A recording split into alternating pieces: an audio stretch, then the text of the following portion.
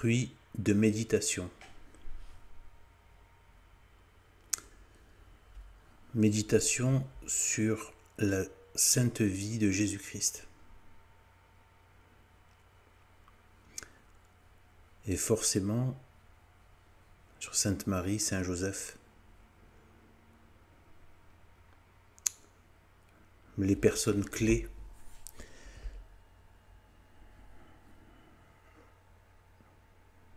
dans l'histoire de l'incarnation. Alors juste avant la naissance, il y a une étoile dans le ciel. Et juste après la mort de notre Seigneur, il y a une obscurité dans le ciel. Donc cette méditation porte sur le début et la fin de la vie de notre Seigneur Jésus-Christ et les correspondances qu'on peut y voir.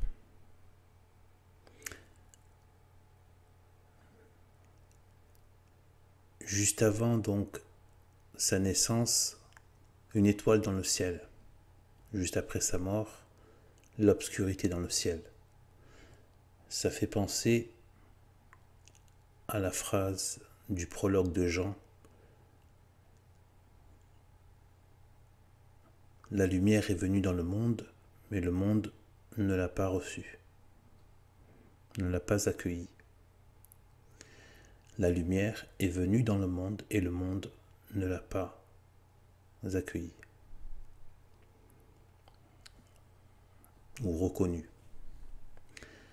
Alors, point de correspondance. Les rois mages, ils sont trois. Trois rois mages qui représentent les nations, qui ne sont pas les peuples d'Israël.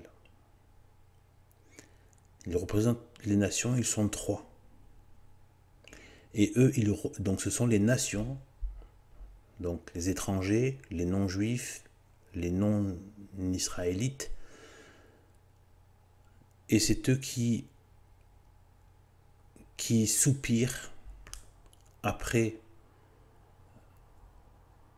la naissance, l'arrivée du Messie, et qui l'honorent avec beaucoup de dévotion. Par opposition, trois rois.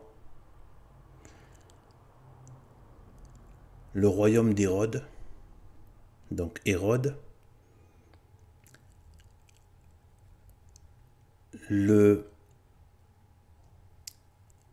l'Empire romain, donc on peut dire César, Auguste César, donc Hérode, Auguste César, et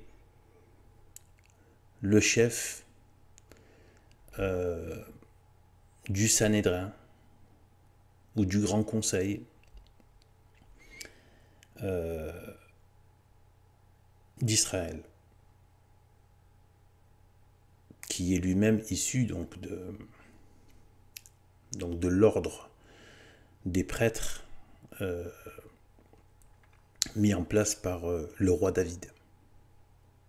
Et c'est eux qui dirigent, ce sont des chefs, c'est le grand chef et le chef d'Israël. Donc on a le chef d'Israël, le roi Hérode et Jules César. On a les trois rois, mais qui, eux, directement ou indirectement à ce moment-là, concourent à faire périr Jésus-Christ. Directement ou indirectement. Auguste César, en organisant ce recensement, qui met quand même en difficulté la très sainte Marie, dans un périple, mais qui va quand même s'avérer être une œuvre de Dieu pour faire naître l'enfant à Bethléem. Mais malgré tout, c'est une épreuve. Hérode, qui commence à jalouser la possibilité d'un roi, et les pharisiens qui sont toujours suspects et qui ont cette espèce de voilà, de rejet, d'attaque, voilà, sur les prophètes. Donc,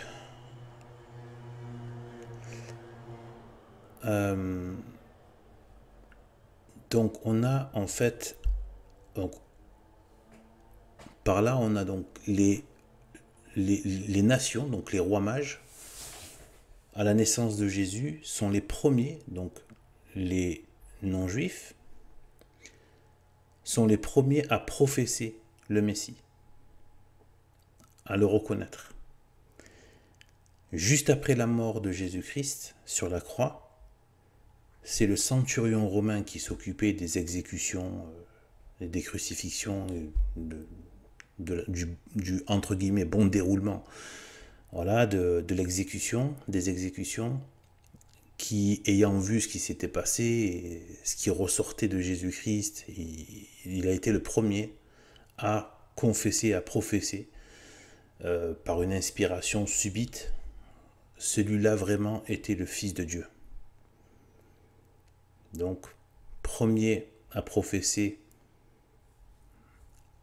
la royauté de Jésus sont les rois païens, enfin païens, on a compris, les nations, les non-juifs, non-hébreux, non-israélites, et le premier aussi à professer après sa mort, un centurion romain.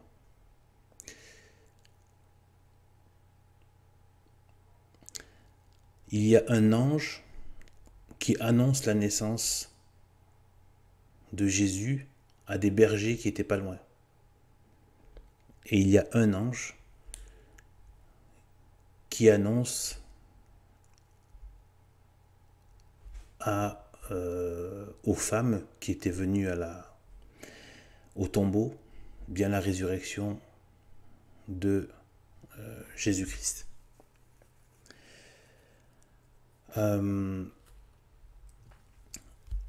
Il y a donc dès la naissance, donc il y a Hérode qui veut faire tuer.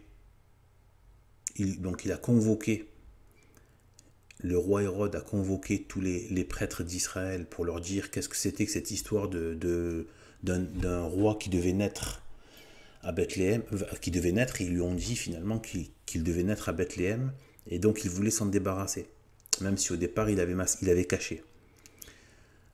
Et donc le faire tuer. Donc cette persécution qui a commencé dès la naissance de Jésus. Donc, et c'est ce côté universel, donc catholique, qui veut dire universel et intégral, et qui intègre donc justement de manière universelle toutes les nations. C'est une ouverture déjà qui sort du seul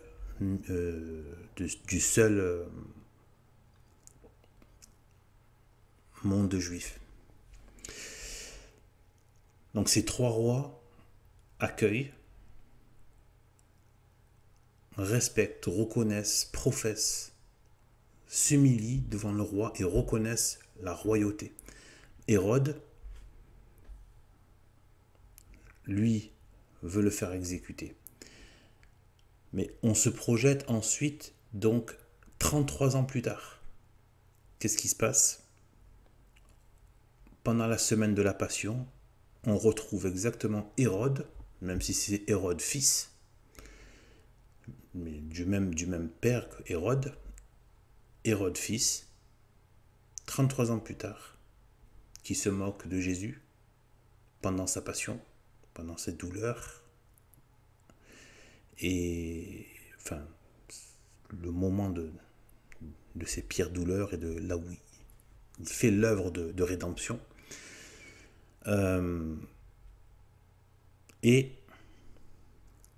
il y a donc le caïphe qui représente ce conseil de juifs qui s'était réuni à sa naissance, et Pilate, donc on retrouve qui représente César, Rome. Donc on retrouve les trois royautés qui ont concouru à la perte du roi naissant, et on les retrouve à la fin, exactement les trois, 33 ans plus tard, le condamnant pour sa royauté. L'enjeu, c'est sa royauté. Même si nous, on sait que c'est le roi des rois. C'est pas simplement un roi, c'était le roi des rois. L'enjeu, c'est sa royauté divine. D'où, justement, à Pilate, mon royaume n'est pas de ce monde. Il a l'accusation de se dire roi. Et sur l'écriteau qui est resté avec roi des Juifs. Ou roi d'Israël, je ne sais plus. Ensuite, à la naissance de Jésus, les trois rois viennent, sont au pied du nourrisson pour l'honorer et pour l'accueillir, pour le fêter, le célébrer. À la fin, au pied de la croix, ce ne sont plus trois hommes, trois rois, ce sont trois femmes qui s'appellent toutes Marie, dont la mère de Jésus, qui sont là et qui accompagnent sa fin. Annonce la place de la femme, la place de Marie dans l'Église, enfin, étant l'Église. La passation.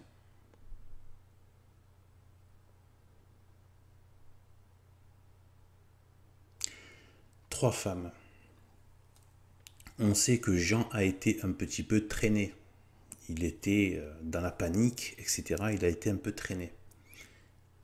Et par Marie, il fallait qu'il le fasse. Il fallait qu'elle le fasse, il fallait qu'elle l'amène parce que il y allait avoir la grande révélation de Jésus-Christ qui, comme toujours, se fait, étant donné qu'il est Dieu, avec 2 ou 3 phrases, il dit des choses qui résonnent jusqu'à la nuit des temps, quoi. Voilà, c'est comme ça. C'est une parole qui n'a pas besoin de beaucoup de détails et qui percute et qui continue de résonner, de vibrer dans les esprits pendant des millénaires et qui peut, enfin, pour l'éternité. D'où qu'il a dit, voilà, le ciel et la terre passeront, mais mes paroles ne passeront pas. Et on sait que Dieu a créé par la parole. Donc, et qu'il est venu accomplir la parole de Dieu, donc qui s'accomplit. De la même manière comme dans le prologue de Jean où il est dit que voilà, tout a été fait par lui, par le Verbe, et le Verbe est Dieu et le Verbe est en Dieu. Donc, c'est la question de la Trinité que je ne vais pas traiter ici. Ensuite, ce Jean, notre cher Jean, donc c'est celui qui a écrit justement l'évangile de Jean. Et donc lui, il représente la postérité. On sait que la postérité de la femme, donc c'est Jésus-Christ, Marie. C'est la postérité, c'est Jésus-Christ, de la femme qui est Sainte Marie. Au pied de la croix, il y a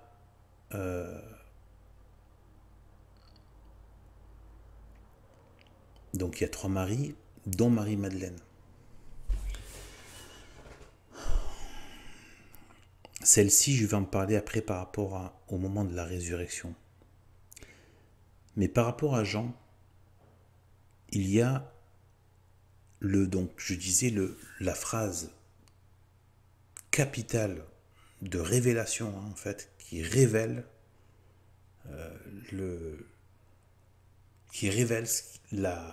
la suite, le nouveau temple. Parce que tout était, la révélation se faisait autour du Saint des Saints, du tabernacle, l'Arche d'Alliance. Et là, la transmission se fait par le roi, où il donne donc du coup Jean comme fils adoptif de Sainte Marie, c'est-à-dire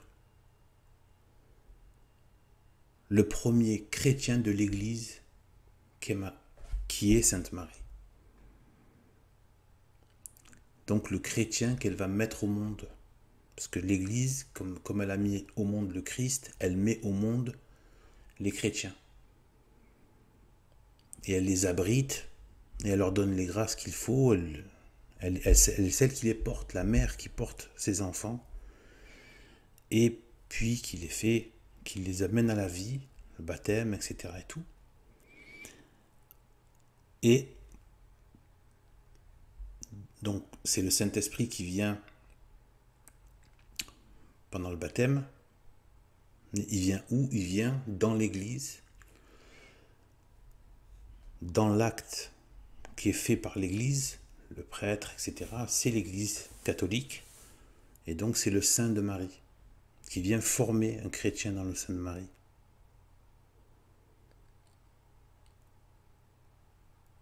Qui vient donner la vie, puisque c'est la deuxième naissance, et qui vient donner la vraie vie, celle qui a été perdue au Jardin d'Éden, avec l'infestation du venin du serpent lors de la désobéissance et les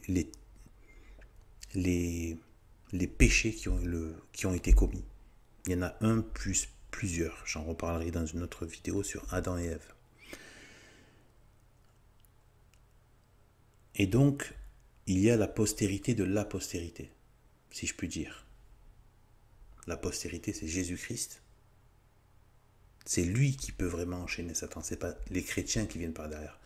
Mais il ne le fait pas que pour lui. Il le fait pas juste pour se débarrasser de Satan, dont il pouvait se débarrasser en une seconde. L'œuvre, et ça fait partie du mystère, de procédé de Dieu qui est magnifique. Il ne faut pas remettre en question. Moi, dans le passé, je remettais en question parce que je me disais pourquoi est-ce qu'il ne le fait pas d'un seul coup. C'est quand on arrête cet orgueil intellectuel, ou voire même cette bêtise intellectuelle tout simplement, on se rend compte que c'est d'une merveille hallucinante. C'est de la perfection en fait.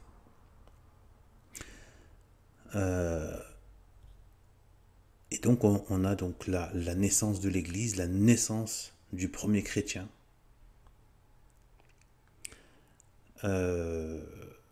qui devient du coup donc membre du corps mystique du Christ, de Jésus.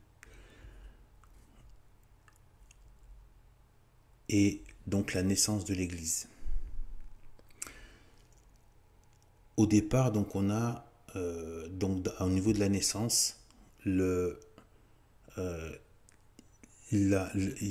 Saint Joseph, le père terrestre de Jésus et l'époux terrestre de Marie, eh bien, qui cherche à la hâte un endroit pour qu'elle puisse accoucher, et se reposer et accoucher. Sachant que l'accouchement s'est fait de manière miraculeuse. Ce sera l'objet d'une autre vidéo. Il y aura des preuves par rapport à ça, par déduction. Il faut le croire à 100%. C'était miraculeux. Il n'y a pas eu d'accouchement comme habituellement. Il n'y a pas par les voies utérines, c'est sorti par le ventre, par au-dessus du ventre. Mais c'est de manière complètement surnaturelle. Donc, il cherche à la hâte, et je montrerai tout ça, s'il y a des doutes sur le côté parfaitement réel de ça. Donc, Saint Joseph cherche à la hâte une grotte pour pouvoir pour accueillir l'enfant, pour la mère et pour l'enfant, surtout quelque part. Enfin, c'est pas que c'est pour les deux. Il y a l'arrivée de l'enfant, voilà. Pas qu'il naisse sur le bord voilà. d'une ruelle, quoi. Donc, il trouve une grotte de fortune. Donc, sorte de renfoncement dans la roche. Apparemment, je me suis renseigné, il y a beaucoup d'étables qui se faisaient comme ça, dans le coin. Énormément d'étables, parce que voilà, c'était à moindre frais, ça subissait pas les intempéries, c'était solide, et s'il y avait de la fraîcheur, etc., pour les bêtes, etc., ils faisaient juste des enclos autour. Donc ils aimaient bien ces renfoncements pour faire des petites étables. Et donc, renfoncement dans la roche. Et donc là, on a la naissance de Jésus sous une roche, et donc dans la roche. Donc j'y ai vu, donc j'y étais par inspiration, voilà. Donc en fait, c'est la naissance de l'Église aussi, puisqu'il y a Sainte Marie, évidemment, qui donne naissance au Christ, qui offre le Christ au monde par son obéissance à Dieu et par son dévouement infini. Et dans la roche, on le sait après qu'il appellera Pierre, qu'il associe l'Église à la pierre. Né dans la roche. Saint Joseph étant le Père, c'est l'image, la préfiguration du pape, du Saint-Père, qui est le gardien de cette Église et aussi en même temps à son service. Gardien en même temps à son service, c'est le serviteur des serviteurs. Les bergers qui sont appelés par l'ange, eh bien, sont les prêtres, puisqu'ils sont des bergers, ils ont des brebis. Les animaux présents, ben, c'est le troupeau. Voilà, troupeau c'était pas que des brebis, mais voilà, on se comprend. Ce sont les animaux de l'étable, des animaux de la ferme, quoi. Et donc, on a cette configuration, cette première église configurée avec la Sainte Mère, sans laquelle il n'y a pas d'église. C'est elle qui porte le Christ, c'est elle qui est l'époux du Saint-Esprit, donc qui attire le Saint-Esprit, qui le fait agir à travers elle. Et elle qui est féconde à mettre au monde des chrétiens.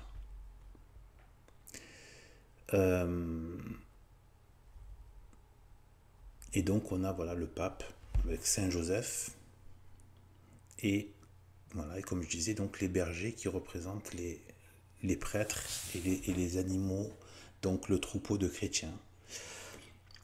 Même si c'est péjoratif un peu le côté troupeau, mais voilà. Ensuite, bon, ici on sait que c'est entre chrétiens on se comprend, c'est un honneur. Donc, alors ensuite, la même chose un peu se produit après la crucifixion, après la mort sur la croix. C'est un autre Joseph, donc c'est pas le père terrestre de Jésus, c'est un autre Joseph j'ai oublié son nom. Ça se termine par T-H-I-E. Damascie, il me semble. Je suis plus sûr. Bon, en tout cas, Saint Joseph, un Joseph de Dalmatie, je crois, un truc comme ça, Damascie. Et donc c'est un autre Joseph qui appartient à la caste sacerdotale et qui il cherche à la hâte un moyen d'abriter une sépulture digne pour Jésus. Et en fait, il pense directement à le propre tombeau qu'il s'était acheté pour lui-même. Et il veut l'offrir rapidement, voilà, pour y mettre Jésus, le corps de Jésus. Alors, et ensuite, donc là, on a un autre, donc un peu comme Saint Joseph. C'est comme si c'était une figure posthume de Saint Joseph, qui là encore cherche un lieu, donc là pas pour la naissance, mais pour le côté, l'enterrement de l'enfant sacrifié. Et sachant que, bon, donc déjà ça, et donc c'est encore une fois dans la roche. Et il le fait, il obtient l'aide de Nicodème, celui qui appréciait Jésus, qui a déjà eu un entretien avec lui, qui est connu dans l'évangile de Jean. Donc, Saint Joseph et Nicodème, Saint Joseph donne son tombeau, enfin Joseph de Damasie, me semble, vous vérifierez, et Nicodème, donc deux prêtres du sacerdotaux, et donc qui s'occupent donc d'emporter le corps dans un linge blanc. Donc là, ce sont encore une fois des prêtres de haut niveau, l'Église. D'accord, on revoit un peu le même, l'Église dans la roche. Alors, ce lien a déjà été fait. Ce que je vais dire là, c'est le mangeoire. Vous savez que Jésus a été placé sur un mangeoire pour les bêtes. Et il était en pierre, ce mangeoire. Il était fait en pierre. Et on pouvait poser dessus des choses. Mais c'était aussi là où on donnait à boire aussi. Voilà. Même surtout à boire. Dans ce qu'on appelle le mangeoire qu'on mettait dans les étables. À Jérusalem. Bon. Dans le pays là-bas. Et en fait, donc c'est Marie qui présente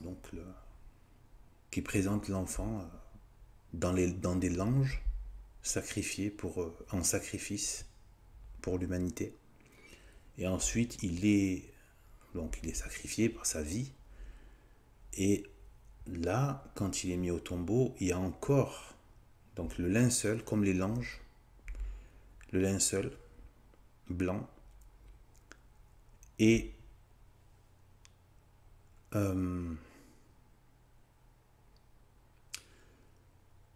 donc les prêtres sacrificateurs qui l'installent sur le roc. Donc on voit bien l'image de la messe avec l'autel.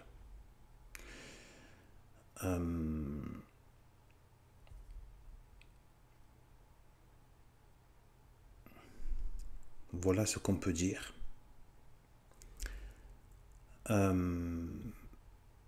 Et ensuite, donc, quand il y a la résurrection, donc ça veut bien dire que ça donne la vie. Le corps sacrifié comme l'hostie donne la vie, puisque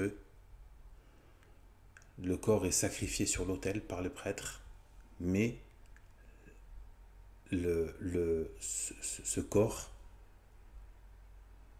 par le miracle, devient le miracle de l'opération du Saint-Esprit, devient le corps vivant réel du Christ, avec tout, son âme, sa divinité, tout. Et donc, il y a ça. Le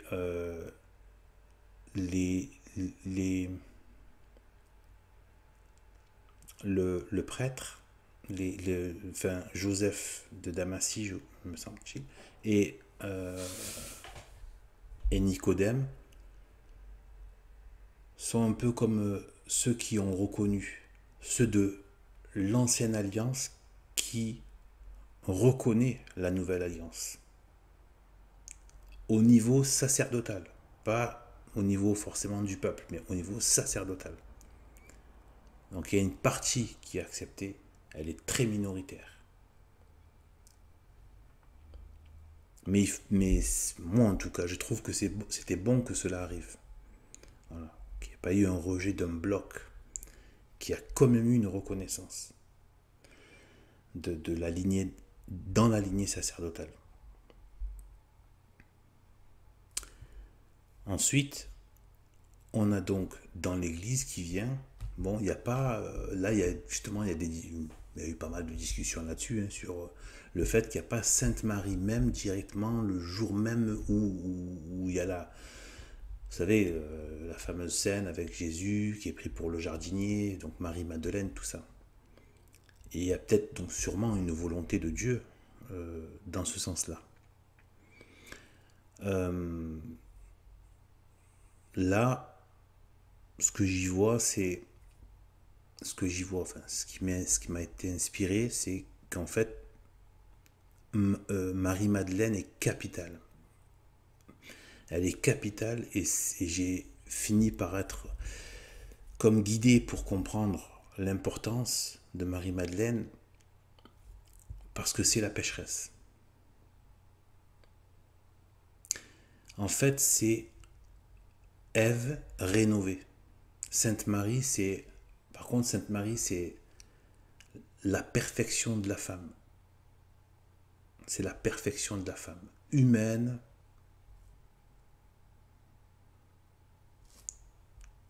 et divine.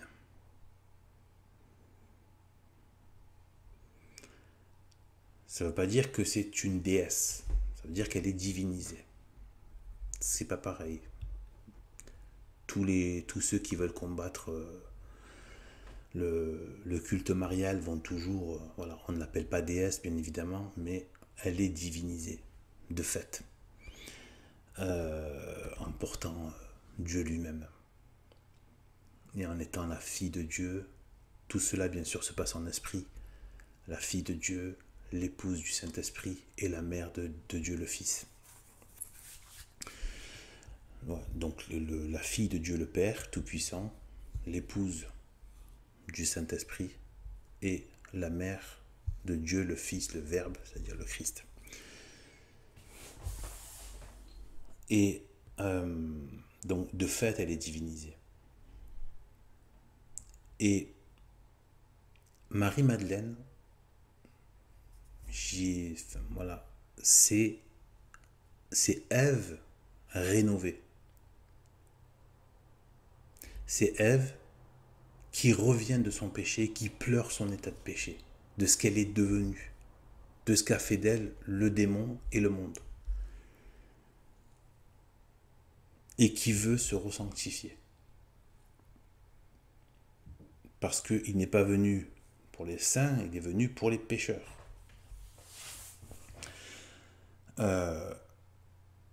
Et donc, elle est la première à le retrouver et il lui dit stop quand tu lui mets le doigt au milieu entre les deux yeux sur le front et qu'il lui dit stop. Donc le moment n'est pas encore venu parce qu'en fait elle veut le posséder. Et là encore c'est comme dans Ève, elle a perdu Dieu. C'est ça la perte de la grâce, le péché originel. Et donc c'est le but de tout chrétien, c'est de retrouver Dieu. Et qu'en fait le plus grand bien c'est Dieu. Donc elle ne voulait pas qu'il lui offre des châteaux, qu'il lui offre... Non, non, elle voulait Dieu, c'est Dieu que je veux. Quand on aime quelqu'un, comme on dit, même de manière très terrestre, on dit on aime quelqu'un pour lui-même, pas pour ce qu'il m'apporte. C'est lui-même qu'on veut. Et donc, sa seule présence nous ravit, c'est tout. Donc, et là en plus c'est une présence, voilà, qui recèle tellement de magnificence, de paix, d'amour, de justice, de vertu, de vie divine, de lumière, de connaissance, de beauté. Eh bien, Sainte Marie Madeleine, elle est celle qui est la Ève rénovée. Rénovée par le Christ, en ayant pleuré ses péchés. Et il lui dit pas maintenant, elle doit faire pénitence. Et effectivement, elle a fait pénitence jusqu'à aller elle-même d'ailleurs justement dans une grotte. Elle a fini par aller se mettre dans une grotte. D'ailleurs, ici, hein, en France, là, dans le sud, pas loin de chez moi d'ailleurs, à Saint-Maximin, enfin à côté de Saint-Maximin, c'est à la Sainte-Baume. Et, et donc, vraiment pas loin de Marseille. Et pas trop loin, quoi. Et donc, c'est là qu'elle a vécu en ermite, terminé en ermite. Et donc, après être passé par les Saintes-Maries de la Mer, Marseille, et puis être allé là-bas, vers le plan d'Ops, tout ça. Je suis allé déjà plusieurs fois dans la grotte. Et mais ces restes sont dans l'église magnifique d'ailleurs de Saint-Maximin.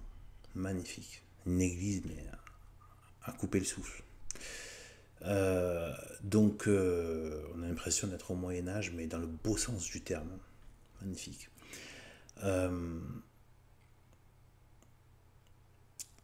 Donc, il est dit d'ailleurs que ce sont des anges qui ont pris ses restes quand elle est morte dans la grotte là-bas, de la Sainte-Baume, et qui l'ont transporté à Saint-Maximin dans cette église qu'il y avait là-bas. Alors ensuite,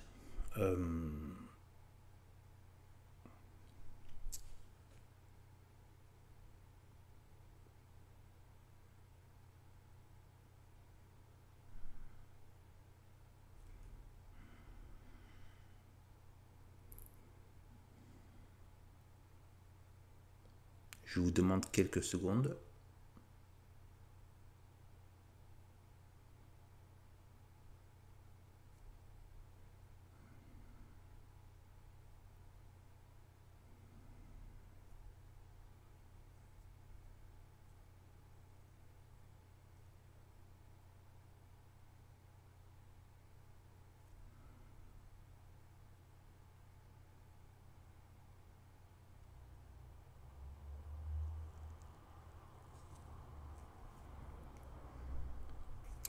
Non, je crois que je vais arrêter là.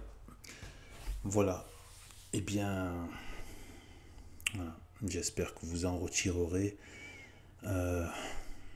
des moyens, de la vivification, des paroles de vie, j'espère.